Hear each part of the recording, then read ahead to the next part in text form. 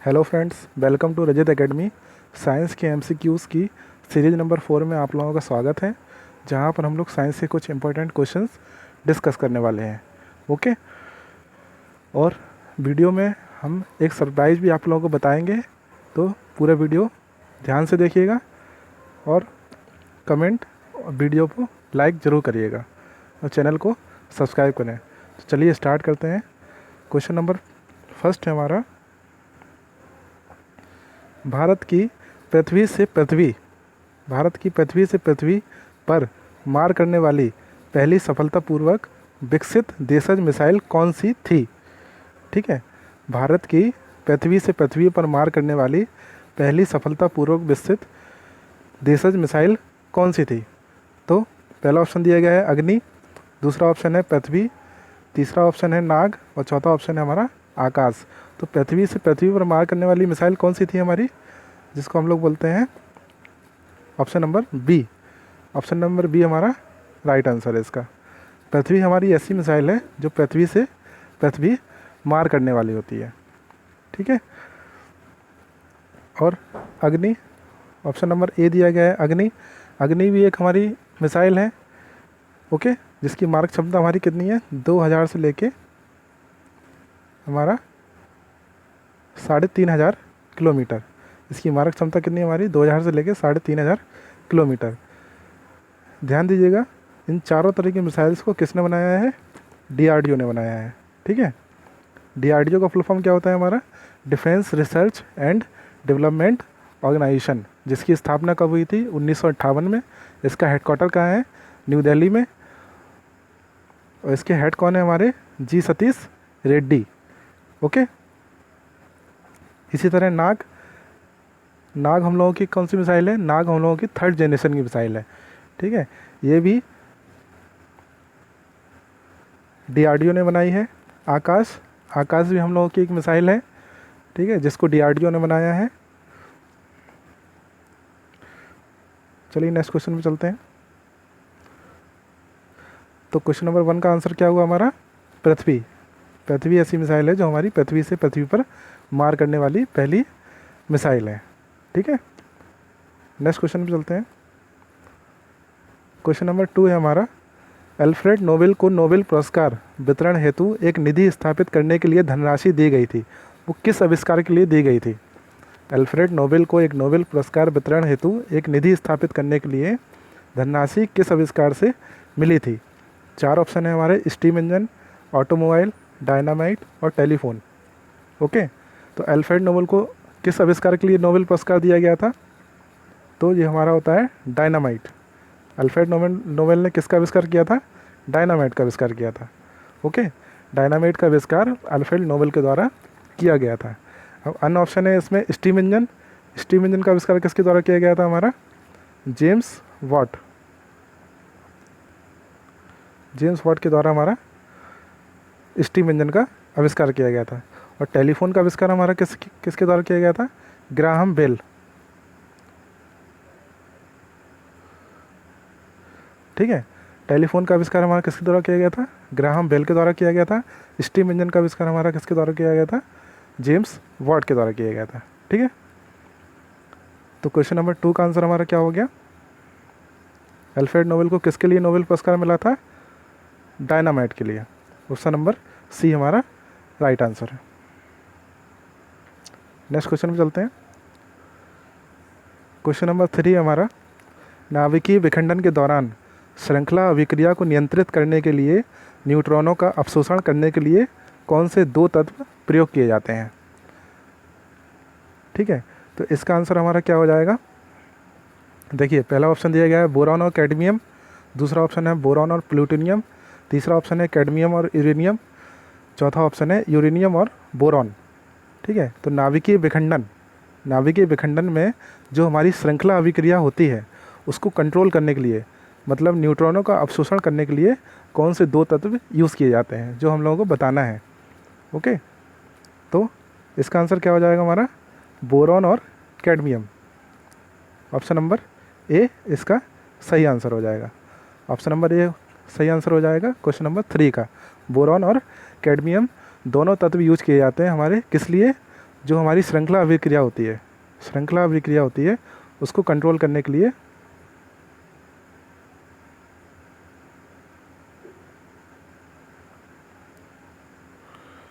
जो हमारी श्रृंखला अभिक्रिया होती है उसको कंट्रोल करने के लिए हमारा बोरॉन और कैडमियम दोनों तत्व यूज़ किए जाते हैं। कैडमियम के छड़ को हम लोग कंट्रोल रॉड की तरह यूज़ करते हैं। किस में? नाभिकीय विखंडन में। नाभिकीय विखंडन में कंट्रोल रॉड के रूप में किसको यूज़ करते हैं हम लोग? कैडमियम की छड़ को यूज़ करते हैं। ओके, अब देखिए बोरॉन का परमाणु क्रमांक कितना होता है हमारा? 5। कैडमियम का परमाणु क्रमांक कितना होता है हमारा? 48। प्लूटोनियम का क्या होता है हमारा परमाणु क्रमांक? 94। ओके, यूरेनियम का क्या होता है? 92। ठीक है, इस तरह हमारे ये क्वेश्चन नंबर 3 का आंसर क्या हो जाएगा हमारा? बोरॉन और कैडमियम। चलिए अगले क्वेश्चन पे चलते हैं। Question number 4। क्वेश्चन नंबर 4 है हमारा, वह कौन सी धातु है जो पानी को अत्यधिक प्रदूषित करती है? वह कौन सी धातु है जो पानी को अत्यधिक प्रदूषित करती है? ठीक है, तो क्वेश्चन नंबर 4 का आंसर क्या हो जाएगा हमारा? आर्सेनिक। आर्सेनिक एक ऐसी धातु होती है जो पानी को बहुत ज़्यादा प्रदूषित कर देती है। ठीक है, आर्सेनिक एक ऐसी धातु होती है जो पानी को बहुत ज़्यादा प्रदूषित कर देती है। अब अन ऑप्शन दिए गए इसमें सीसा, शीशे का परमाणु क्रमांक मतलब लेड, शीशे को क्या बोला जाता है? लेड, जिसको हम लोग पीबी से डिनोट करते हैं। इसका परमाणु क्रमांक हमारा कितना होता है? 82। 82 हमारा क्या होता है? इसका परमाणु क्रमांक होता है। पोटेशियम का परमाणु क्रमांक कितना होता है हमारा? 19, जिसको हम लोग के से प्रदर्शित करते हैं। ओके, मैग्नीशियम का परमाणु क्रमांक कितना होता है हमारा? 19। सॉरी, मैग्नीशियम का परमाणु क्रमांक हमारा कितना होता है? 12। मैग्नीशियम का परमाणु क्रमांक हमारा कितना होता है?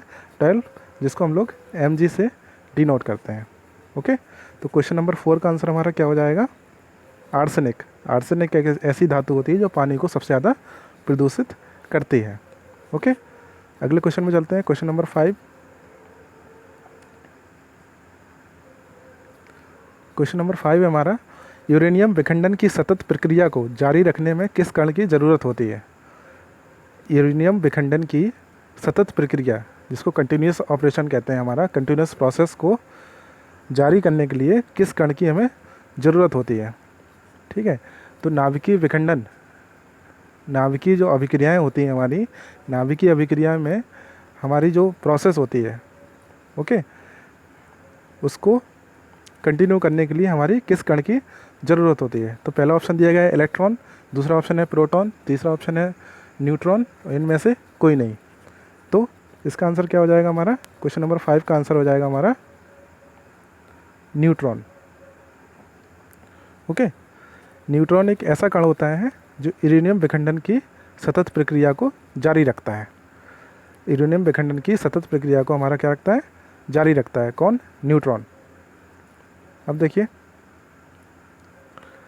इलेक्ट्रॉन, इलेक्ट्रॉन हमारा क्या होता है? नेगेटिव चार्ज पार्टिकल होता है, जिस पे हमारा आवेश कैसा होता है? नेगेटिव होता है। और कितना आवेश होता है हमारा? 1.6 × 10⁻⁻19। इतना आवेश हमारा इलेक्ट्रॉन पर होता है। प्रोटॉन पर आवेश हमारा कैसा होता है? पॉजिटिव, पॉजिटिव चार्ज होता है। ओके, इसका भी हमारी वैल्यू कितनी होती है? प्लस की 1.6 × 10⁻⁻19। ओके, तो प्रोटॉन पर हमारा आवेश कितना होता है? 1+1.6 × 10⁻⁻19। और न्यूट्रॉन हमारा कैसा रहता है? न्यूट्रॉन हमारा रहता है न्यूट्रल, मतलब इस पर आवेश कितना होता है हमारा? 0। ओके,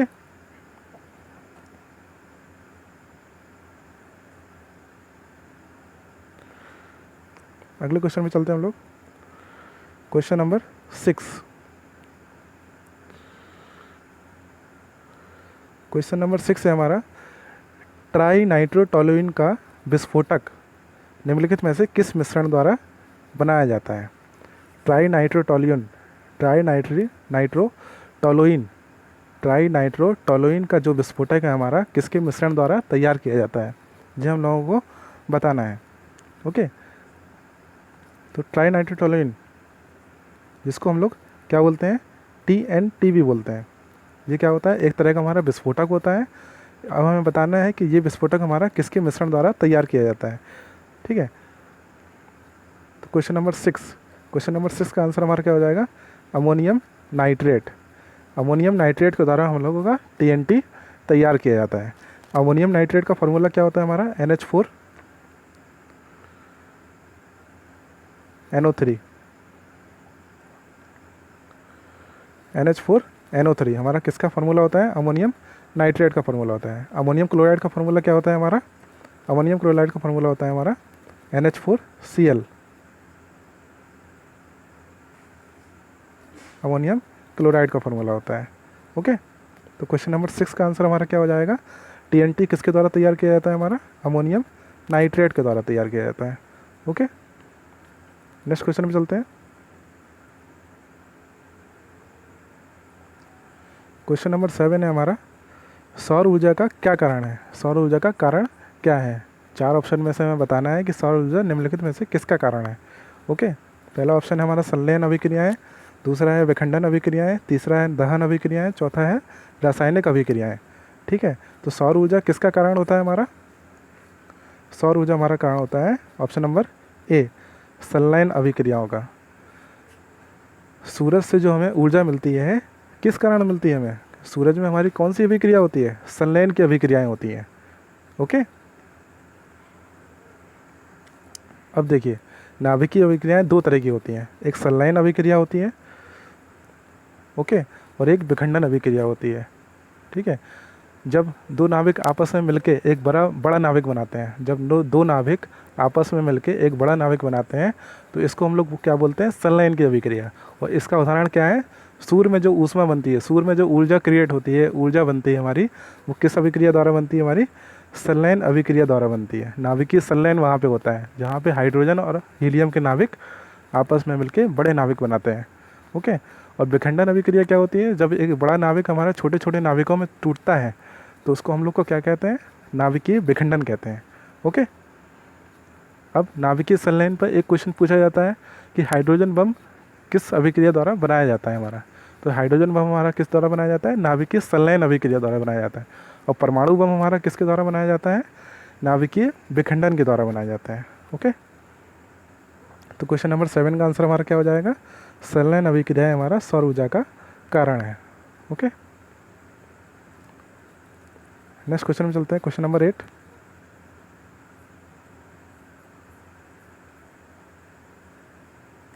क्वेश्चन नंबर 8 है हमारा, विकास के क्षेत्र में अग्रणी उद्योगों तथा इलेक्ट्रॉनिक्स और जैव प्रौद्योगिकी को निम्नलिखित में से क्या कहा जाता है। इलेक्ट्रॉनिक्स और जैव प्रौद्योगिकी के जो हमारे अग्रणी उद्योग होते हैं उनको हम लोग क्या बोलते हैं, इसमें से हम लोगों को बताना है। ओके, तो इसका आंसर हमारा क्या हो जाएगा, क्वेश्चन नंबर 8 का आंसर हो जाएगा हमारा सनराइज उद्योग। ओके, क्वेश्चन नंबर 8 का आंसर हमारा क्या हो जाएगा, सनराइज उद्योग।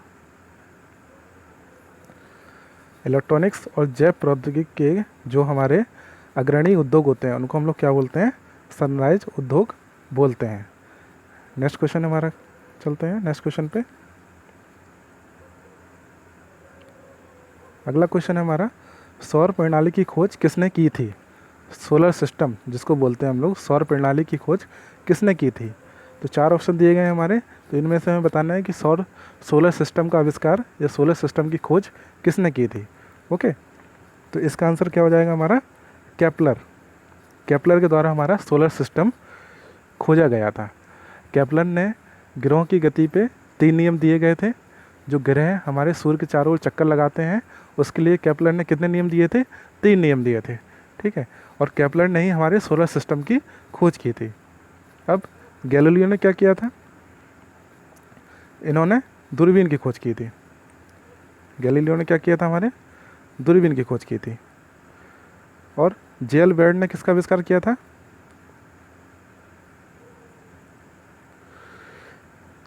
जेएल बेर्ड ने हमारा टेलीविज़न का आविष्कार किया था। जो हम लोग आज टीवी देखते हैं उसका आविष्कार किसने किया था, जेएल बेर्ड ने किया था। और कोपरनिकस हमारा एक क्या था, खगोलीय वैज्ञानिक था। कोपरनिकस हमारे कौन थे, एक खगोलीय वैज्ञानिक थे। तो क्वेश्चन नंबर 9 का आंसर क्या हो जाएगा हमारा? केपलर। केपलर ने हमारा सोलर सिस्टम की खोज की थी।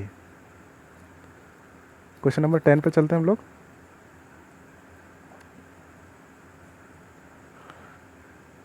क्वेश्चन नंबर 10 है हम लोगों का, ऑटो हॉर्न किस आविष्कार के लिए प्रसिद्ध है? ऑटो हॉर्न किस आविष्कार के लिए प्रसिद्ध है? ओके, तो ऑटो हॉर्न हम लोग को बताना है कि ऑटो हॉर्न ने किसका आविष्कार किया था। तो इसमें 4 ऑप्शन दिए गए हैं, एटम बम, टेलीविज़न, एक्सरेज और सेफ्टी लैम्प। ओके, तो ऑटो हॉर्न ने किसका आविष्कार किया था हमारा? ऑटो हॉर्न ने हमारा आविष्कार किया था एटम बम का, जिसको हम लोग परमाणु बम भी बोलते हैं, जो किस पे आधारित होता है हमारा? नाभिकीय विखंडन अभिक्रिया पे आधारित होता है। और इसका आविष्कार हमारा किसने किया था? ऑटो हॉर्न ने किया था। टेलीविज़न का मैं आपको बता चुका हूँ, क्या कौन आविष्कारक थे इसके? जे.एल. बेयर्ड। जे.एल. बेयर्ड हमारे टेलीविज़न के आविष्कारक थे। एक्स किरणों की खोज किसने की थी? रॉन्टजन ने की थी। एक्स किरणों की खोज हमारी किसने की थी? रॉन्टजन ने। ओके, और सेफ्टी लैम्प का आविष्कार किसने किया था? हेम्सवर्थ ने। हेम्सवर्थ ने हमारा सेफ्टी लैम्प का आविष्कार किया था। ओके, तो क्वेश्चन नंबर 10 का आंसर हमारा क्या हो जाएगा? ऑटो हॉर्न किसके आविष्कारक थे? एटम बम के आविष्कारक थे। ओके, क्वेश्चन नंबर 11 पे चलते हैं हम लोग। क्वेश्चन नंबर 11 है हमारा, कौन सा प्रक्षेपास्त्र भूमि से वायु में जाने वाला प्रक्षेपास्त्र है, जिसको हम लोग भूमि से वायु में चलाते हैं? कौन सा प्रक्षेपास्त्र ऐसा है जो भूमि से वायु में जाने वाला प्रक्षेपास्त्र है, जी हम लोगों को बताना है। ओके, तो 4 ऑप्शन दिए गए हमारे, तो इसमें सही ऑप्शन हमारा क्या होगा? क्वेश्चन नंबर 11 का आंसर होगा हमारा क्वेश्चन नंबर 11 का आंसर होगा हमारा त्रिशूल। त्रिशूल हमारा ऐसा प्रक्षेपास्त्र है जो भूमि से वायु में जाने वाला प्रक्षेपास्त्र है। ओके, अग्नि के बारे में आपको बता चुका हूँ। अग्नि क्या है? हमारी एक मिसाइल है जिसकी मारक क्षमता कितनी होती है हमारी? 2000 से लेकर 3500 किलोमीटर होती है। जिसको किसने बनाया है? हमारा DRDO ने बनाया है। करंट अफेयर से एक क्वेश्चन बन जाता है कि अग्नि 5 जो अग्नि की मिसाइल्स हैं, इसके बहुत सारे वर्जन आए हैं। ओके, तो अभी रिसेंट में अग्नि 5 मिसाइल का परीक्षण किया गया था। इसका परीक्षण कहाँ पे किया गया था? उड़ीसा के तट पे किया गया था। उड़ीसा के तट पे जो व्हीलर द्वीप है हमारा, व्हीलर द्वीप, जिसका नाम बदल के हमारा क्या कर दिया गया है? APJ अब्दुल कलाम द्वीप कर दिया गया है। वहाँ पे हमारा अग्नि 5 मिसाइल का परीक्षण किया गया था। तो क्वेश्चन नंबर 11 का आंसर हमारा क्या हो जाएगा? भूमि से वायु में हमारा कौन सा प्रक्षेपास्त्र जाता है? त्रिशूल। ओके, नेक्स्ट क्वेश्चन में चलते हैं। क्वेश्चन नंबर 12 है हमारा, भारत में जन्मे किस वैज्ञानिक को नोबेल पुरस्कार प्रदान किया गया है? किसके लिए? खगोल भौतिकी के लिए। खगोल भौतिकी के लिए भारत में जन्मे किस वैज्ञानिक को नोबेल पुरस्कार दिया गया है? तो इसका आंसर हमारा क्या हो जाएगा? प्रोफेसर चंद्रशेखर को हमारा नोबेल पुरस्कार दिया गया है। किसके लिए? खगोल भौतिकी के लिए। ओके, अब सी वी रमन ने किसका इन्वेंशन किया था, आविष्कार किया था? रमन इफेक्ट जिसको हम लोग बोलते हैं। इन्होंने रमन इफेक्ट के लिए इनको भी पुरस्कृत किया गया था। विक्रम साराभाई भी एक चर्चित नाम है, जो हमारे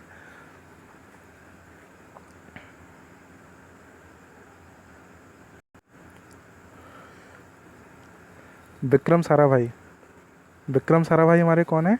अंतरिक्ष कार्यक्रम के हमारे क्या हैं? जनक हैं। अंतरिक्ष कार्यक्रम के जनक किसको कहा जाता है? हमारा विक्रम साराभाई को कहा जाता है। विक्रम साराभाई के नाम पे एक अंतरिक्ष केंद्र बना हुआ है हमारा। कहाँ पे बना हुआ है? केरल में हमारा विक्रम साराभाई के नाम पे तिरुवनंतपुरम में हमारा विक्रम साराभाई स्पेस सेंटर बना हुआ है। ओके, नेक्स्ट क्वेश्चन पे चलते हैं। क्वेश्चन नंबर 13 है हमारा,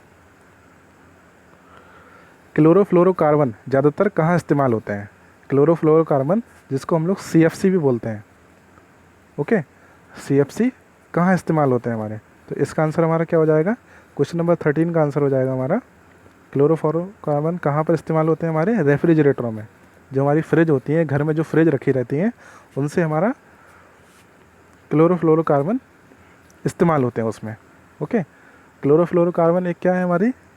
ग्रीन हाउस गैस है।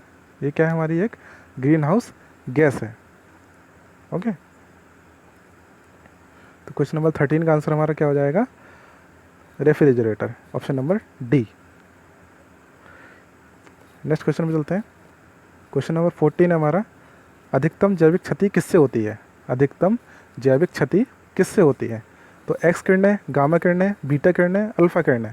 तो किससे हमारी जैविक क्षति अधिकतम होती है, हमारी गामा किरणों से। गामा किरणों से हमारी जैविक क्षति अधिकतम होती है। क्यों होती है, क्योंकि गामा किरणों की भेदन क्षमता हमारी ज़्यादा होती है, इसलिए हमारी जैविक क्षति इससे ज़्यादा होती है। ओके, एक्स किरणों की खोज में बता चुका हूँ आपको। एक्स किरणों की खोज किसने की थी, हमारी रॉन्टजन ने की थी। रॉन्टजन ने हमारी एक्स किरणों की खोज की थी। नेक्स्ट क्वेश्चन में चलते हैं हम लोग।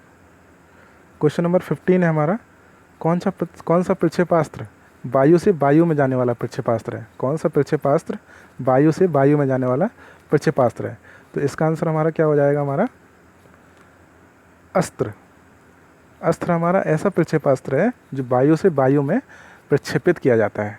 ओके, तो क्वेश्चन नंबर 15 का आंसर हमारा क्या हो जाएगा, अस्त्र।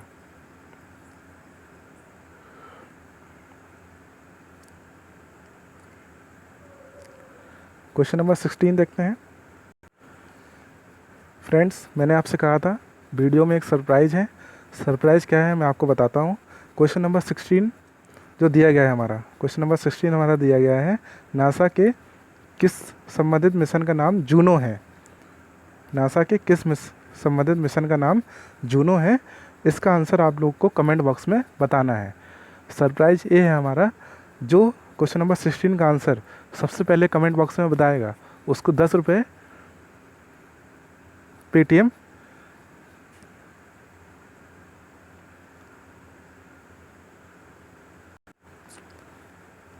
जो क्वेश्चन नंबर 16 का आंसर सबसे पहले कमेंट बॉक्स में बताएगा उसको 10 रुपये पेटीएम पे ट्रांसफ़र किया जाएगा रिवॉर्ड के तौर पर। ओके, तो फ्रेंड्स आज के लिए इतना ही। अगर वीडियो आपको पसंद आई हो तो वीडियो को लाइक करें और चैनल को सब्सक्राइब करें, और क्वेश्चन नंबर 16 का आंसर कमेंट बॉक्स में ज़रूर लिखें। तब तक के लिए मैं आपके लिए आगे की वीडियोस में कुछ क्वेश्चंस और लेके आऊँगा। तब तक के लिए खुश रहिए, stay safe, stay home. Okay, thank you so much.